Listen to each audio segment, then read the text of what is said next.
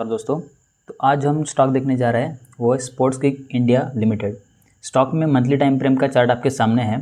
Stock में आप देख सकते हैं यहाँ से एक बॉटम से अच्छा खासा एक्यूमुलेशन हुआ है, जिसका ब्रेकआउट मिला, कंसोलिडेशन और फिर ये अच्छी सी रैली मिली है। अभी अगर हम प्राइस को देखें, ये जो रैली मिली थी हमें, इसी रैली के अंदर प्राइस ने अभी भी कंसोलिडेशन जारी रखा है। लेकिन इसमें देखने लायक बात यह है कि ये वाला जो कंसोलिडेशन था, इसका ब्रेकआउट देने के बाद ये जो नए वाले बायर्स ऐड हुए हैं, वो सारे बायर्स अभी भी इंटैक्ट है। ये हम किस लॉजिक से बोल रहे हैं, यहाँ पे आप देख सकते हैं मंथली टाइम फ्रेम का जहाँ से बाइंग आया था, यहाँ पे जो बायर्स था जो इसका ब्रेकआउट दिया वो अभी भी इंटैक्ट है। इसके लो के नीचे प्राइस नहीं गई है। और ये वाला जो मंथली में बायर आया है, ये वाला बायर था जिसके लो के प्राइस आई और वहाँ से वापस से प्राइस ने अच्छा खासा अपमूव दिया है।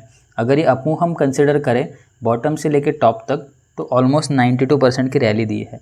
और यहाँ पे क्या हुआ है, ये ऑल टाइम हाई के एक सेलर्स आए हुए हैं।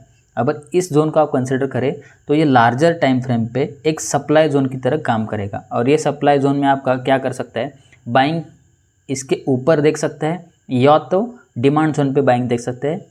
अगर आपको स्विंग या पोजिशनल ट्रेड करना है तो फिर आप छोटे जोन्स आइडेंटिफाई करके यहाँ पे एंट्री ले सकते हैं। लेकिन बड़े एंट्री के लिए आपको ये वाले जोन्स के ऊपर ही अच्छा खासा बाइंग चाहिए होगा।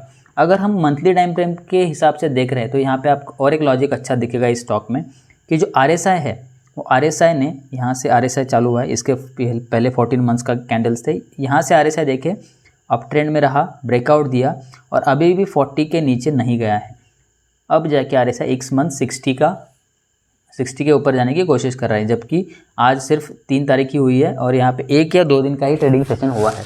तो इस स्टॉक में हम क्या कर सकते हैं, देखिए यहाँ पे मैं इस स्टॉक को इन्वेस्टमेंट हिसाब से नहीं बता रहा हूँ, इस स्टॉक को मैं पोजिशनल के हिसाब से बताने वाला हूँ।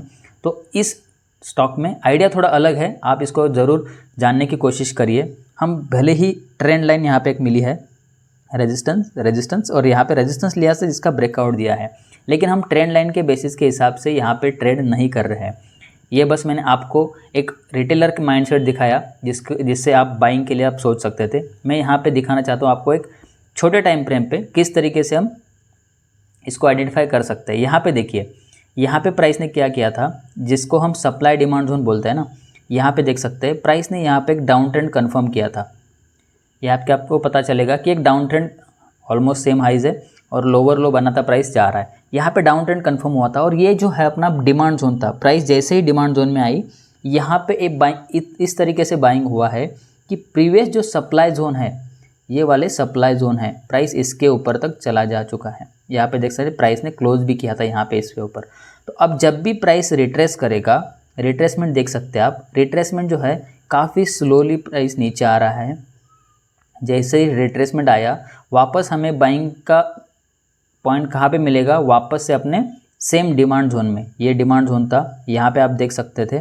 मैं ये वाला भी एरिया हटा देता हूँ। यहाँ पे अगर आप बायर्स देखेंगे, ये जो 2 बायर्स आए थे, मैं इसको वॉल्यूम एनालिसिस के हिसाब से भी आपको काफ़ी सारे वीडियो में एक्सप्लेन कर चुका हूँ। यहाँ पे भी आप देख सकते हैं, यहाँ पे देखिए ये 2 जो बायर्स आए हैं, इनका ब्रेकआउट अच्छे कैंडल्स थे, इनका ब्रेकआउट देने के लिए वापस से अच्छा बाइंग आया है।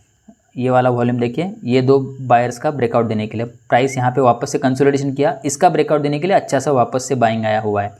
अब यहाँ पे देख सकते हैं वापस रेजिस्टेंस बना, ब्रेकआउट के लिए अच्छा वॉल्यूम आया। अब जब भी बायर्स का ये और ये 2 एरिया, फर्स्ट स्टार्टिंग के 2 एरियाज़ है, इनको अगर मैं कंबाइन करूँ तो ये वाला एरिया मुझे मिल रहा है। तो ये वाले एरिया में आएगा, मुझे अच्छा खासा बाइंग इसमें देखने को मिल सकता है, जो कि आप यहाँ पे देख सकते हैं। प्राइस जैसे ही ये जोन में आया, यहाँ पे ब्रेकआउट की कोशिश करी है प्राइस ने, लेकिन वॉल्यूम उतना अच्छा था नहीं।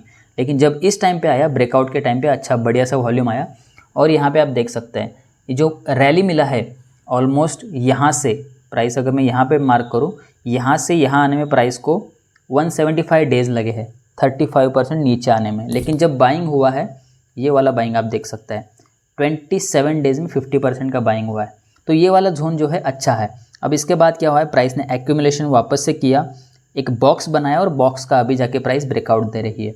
एक RSI की स्ट्रैटेजी है, इस स्ट्रैटेजी के हिसाब से मैं जनरली पोजिशनल ट्रेड्स करता हूं और मैं इसी लॉजिक से इस स्टॉक को देख रहा हूं। यहाँ पे मेरी एंट्री आएगी, मेरा स्टॉप लॉस ऑलमोस्ट यहाँ पे 10% के अराउंड का होगा। अगर आप इसको देखते हैं, फर्स्ट टारगेट जो रहेगा यहाँ पे रेजिस्टेंस एरिया में आ रहा है ऑलमोस्ट 12% का। 1:1 रिस्क रिवॉर्ड पे हम बिल्कुल ट्रेड नहीं करते, लेकिन मैं इस स्टॉक को इसका ऑल टाइम हाई क्रॉस करने के हिसाब से देख रहा हूँ, क्योंकि डिमांड जोन पे बढ़िया सी बाइंग आई है। तो मेरा फर्स्ट टारगेट जो होगा 25% and second target will be of, first target of 25% all time high and second target is of 45% के अराउंड सेकंड टारगेट रहेगा। इस स्टॉक को जरूर आप ट्रैक करिए, स्टॉक में अच्छा खासा बाइंग मोमेंटम है। अगर आप निफ्टी देखें तो निफ्टी लोअर लोज बना रहा है, जबकि ये स्टॉक अपने ऑल टाइम हाई को टेस्ट करने के लिए जा रहा है। स्टॉक का स्ट्रक्चर काफ़ी पॉजिटिव है, और ऐसे मार्केट में जब मार्केट डाउन साइड जा रहा है, ऐसे मार्केट में जो स्टॉक्स हायर साइड में ट्रेड कर रहे हैं, वैसे ही स्टॉक्स को आपको ट्रेड करना है। अगर मैं 9 एंड 21 EMA का इस्तेमाल करूँ इसमें, तो यहाँ पे आप देख सकते हैं जब तक ये वाले 21 EMA के नीचे क्लोजिंग नहीं आती है 1 डे कैंडल की, तब तक आप इस ट्रेंड को अच्छे से राइड कर सकते हैं।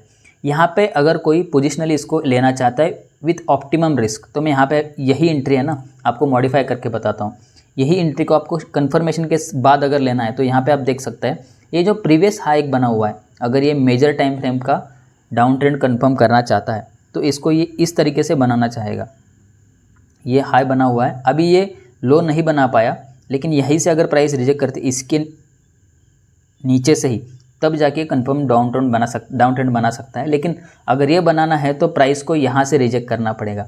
तो मैं एक एरिया मार्क किया हूँ, 135 का लेवल है। अगर प्राइस इसके ऊपर क्लोज करती है तो आप विथ कंफर्मेशन इसको बाय कर सकते हैं पोजिशनल ट्रेड के लिए। विथ कंफर्मेशन किस प्रकार से हम करते हैं, इसका एक डिटेल एनालिसिस हम ज़रूर डालेंगे, लेकिन एज ऑफ नाउ ये स्टॉक आपके वॉच लिस्ट में ज़रूर ऐड करिए। अगर आप सेफ साइड इसको ट्रैक करना चाहते हैं तो इसके ऊपर ही बाय करिए, और अगर ये वाले लेवल्स पे हम बाय करते हैं तो अपना स्टॉप लॉस ऑलमोस्ट 10% के अराउंड रहेगा। Let's see how this stock performs and see you in the next video. Thank you.